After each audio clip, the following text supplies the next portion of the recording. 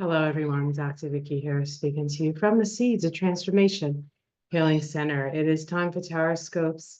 We're going to be doing the Taroscopes for the sign of Sag for the month of August. That's Sag Sun, Sag Moon, Sag Rising. And so we'll do a little, I'll just talk a little astrology right now. Sagittarius is a Jupiter-ruled sign. Jupiter is now in Gemini, where it stays for a year. Jupiter spends about a year in each sign.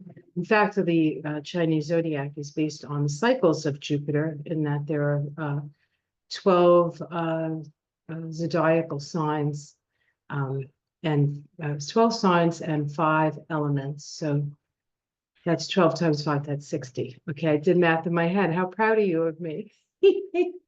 For those of you who don't know why I said that, you haven't been watching me long enough to realize that I'm math in my head makes my ears bleed. Anyway, luckily I still have fingers and toes to work with. So I'm doing these in July actually, and we're in the middle of a heat wave, and it's early in the morning, well, relatively early in the morning.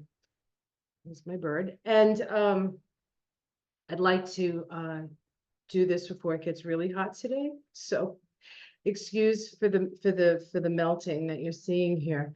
So we have Jupiter in Gemini. Jupiter isn't that happy. Well, I mean, I think Jupiter's, well, I was gonna say I think Jupiter's happy in all signs. I'm not sure how happy Jupiter is in Cap and Virgo and then Gemini, but Jupiter is an expansive principle and Gemini is communication. And so there's a lot of communication. There's actually a lot of information. And for you, Sag, that is opposite your Sagittarius, right? And so you're getting to see oppositions bring awareness. And so it's like the book is getting open, the data is being opened, and you're inundated with information. And Sag does like the information because then it can develop an opinion, develop a way of looking at things and extract meaning. So if you're wondering why you're so busy with figuring things out, that's probably one of the reasons. The sun, of course, is in Leo at the beginning of this month. Leo is a fellow fire sign, so there's a lot of flow from that Leo sun and the to your Sagittarius planets, and that flow is has the energy of Sagittarius actually, and so you will find yourself, that's another reason why Sagittarius is quite busy. Leo for you, Sag, let's see, would be your ninth house. It's in your ninth house. So your house, the house that you naturally rule. So again, issues of justice, what's fair, what's not fair, understanding, teaching, all that stuff highlighted at the beginning of the month. Then the sun moves into Virgo, and that is a sign that squares your Sag. And so, and it is a last quarter crisis in consciousness square. So it's a more rebellious square, but Virgo is the energy of fixing what's broken. And it's going to be happening in your 10th house. So people are going to see your efforts. So busy month, hot month. I don't know, Sag, you might not mind that as a fellow fire sign. Although I do have a best friend who's a Sag, and she's never really been good and hot. So, all right. Because here in the Northern Hemisphere, you're winter babies, right? All right, let's jump into the reading.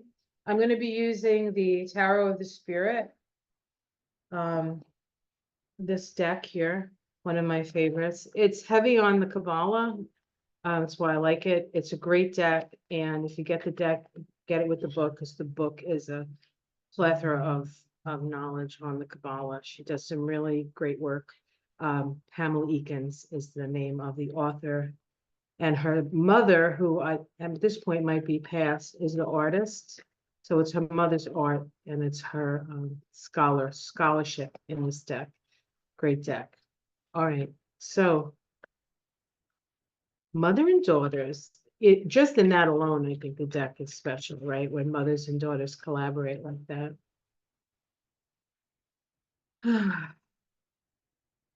All right.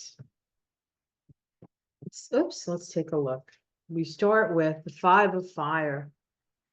This is the Five of Wands. So there's a lot of back and forth, a lot of noise, this is like a melee. This energy is melee, but it is creative. Five is about change, and change does foster creativity. Usually because you have to, like, oh, I'm doing this. Oh no, everything changes. Now I gotta do something else, right? Like that kind of energy, but very fiery, very hot, maybe argumentative. It is called the struggle in this deck, and it is somewhat of a struggle. It's a struggle to come up with ideas. It's a struggle to break free from maybe fixed beliefs even. Okay, let's see what's crossing that. The Two of Swords coming, so finding peace. So your challenge this month, Sagittarius, is finding peace amid the chaos. Okay, finding peace amid the chaos. That is your challenge. Oh, shoot. At the root, we have the Devil.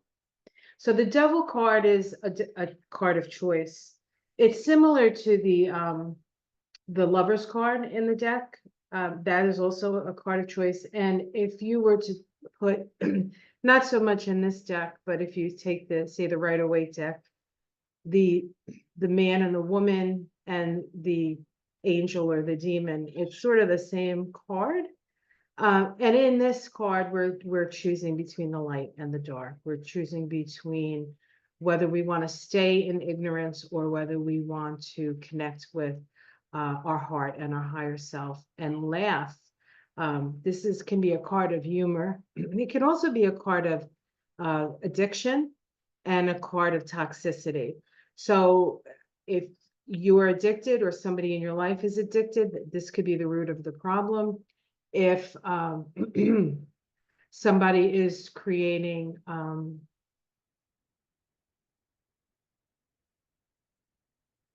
disruption, right? Or toxicity. If there's a toxic person in your life, this is the core and the root of the struggle and your ability to find peace. So let's see what else we have here. In the past, we have courage, the seven of fire. You have tried your best. You have been very courageous in the face of some pretty daunting odds. There is nothing, your heart is full of courage.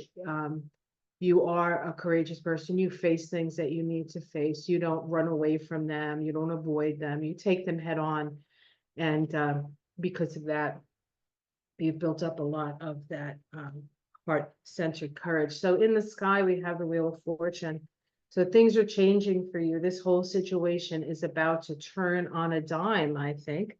Let's see the immediate future. Yes. As you see above the fray, the Nine of Fire in this deck is about seeing above, seeing from a higher vantage point.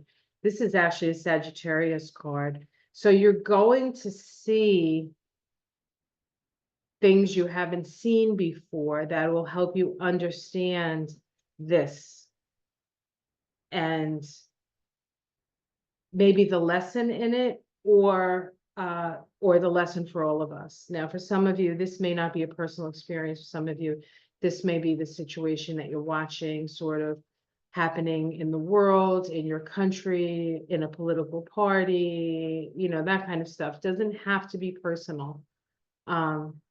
As a Sagittarius, you are a worldly person. You care about what happens to the world. Other signs, not that they don't care, but their concern isn't with the collective, and yours is. So this could just be you observing what's going on in the world right now, which is pretty cray-cray. How it's seen from outside, that you are highly psychic. Here you go. You are the high priestess, my dear. And you are seeing all things with an eye of clarity, but you're not necessarily saying everything you're seeing. All will be revealed. And when the right time is right, you will say it. in your domestic situation, clarity. So yes, this is all clearing up for you. Everything is starting to make sense. The dots are being connected. You're going to have an understanding of what this is all about. Hopes and fears, the 10 of wands, the 10 of fire. This is being overwhelmed. This is also a Sagittarius card. There's a scorched earth feeling about this card always. And burdens. I doubt if you are hoping for that. So let's just say maybe you're fearing that. However, you needn't hold on to the burden. You needn't hold on. And we have the other choice card. Isn't that interesting? So the two choice cards that I spoke of come up in this deck. This is about choosing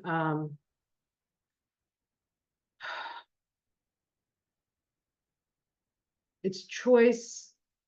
It's a relationship card, perhaps choosing a different type of relationship with an individual, or choosing a different relationship with a situation. You're choosing a different relationship.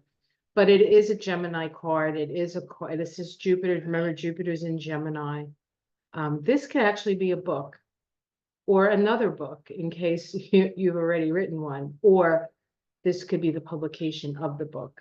All right, so that's what this feels like to me. All right, let's see what's underneath it. The 7 of water, seeing above the illusion and delusion. That's at the root. A new direction to go into. Yes, taking that leap of faith. And the Mother of Earth, the Queen of Pentacles. Resources coming your way. Resources through seeing things in a very different way and taking the chance to express that. All right, so wow, that's pretty cool. I like that. So good cards, Sag, on this very hot day for what promises to be a pretty hot month. All right, let's I'm gonna pick a Mystic Sister Oracle card. I've been picking that for all the decks. I mean for all the decks. For all the signs, different decks, same oracle. Let's see what the Mystic Sister says. So let me shuffle it up really good. I usually just pick one as a theme. So this reading would apply to Sag Sun, Sag Moon, Sag Rising. You know, the Sag Rising, the astrology sort of applies to that a little bit more. The Sag Sun it applies, especially the cards I find when I do these for myself. The reading for the sun usually is the most, I don't know, personal in a way. And the astrology for the rising is more thematic. And then if you happen to have a moon in the sign that we're doing, a lot of times the moon is so close to you and so inside of you that it makes sense, but on a different level. So, but it's up to you. You want to listen to all three, do that, because there could be a theme. All right.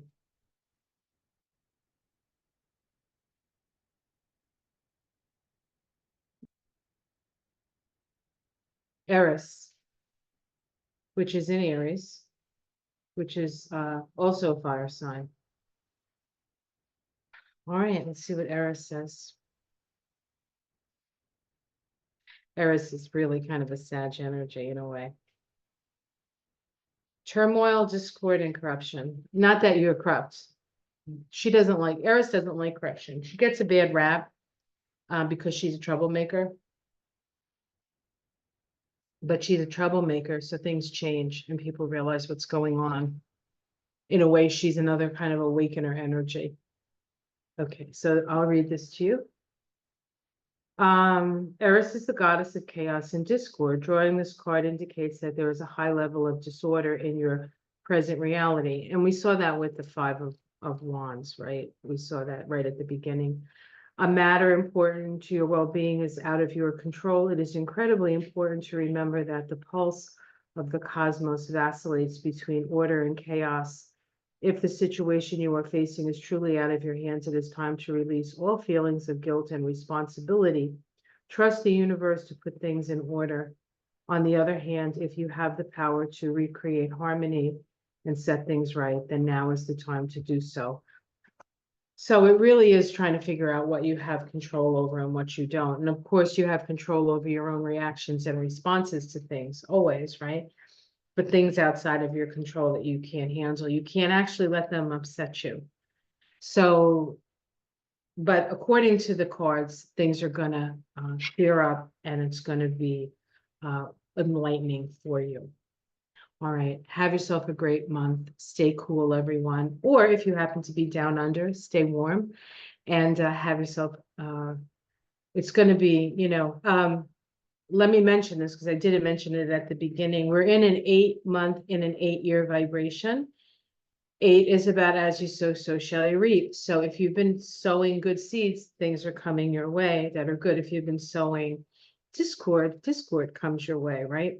The other thing is when we add those two vibrations together, we get a 16-7. So August is a tower month, and the tower requires us to be our true selves. And if you don't know who your true self is, you will probably have an incident of some sort that will reveal who you truly are on the inside. But I think you said just know who you are, because you're always asking the question why.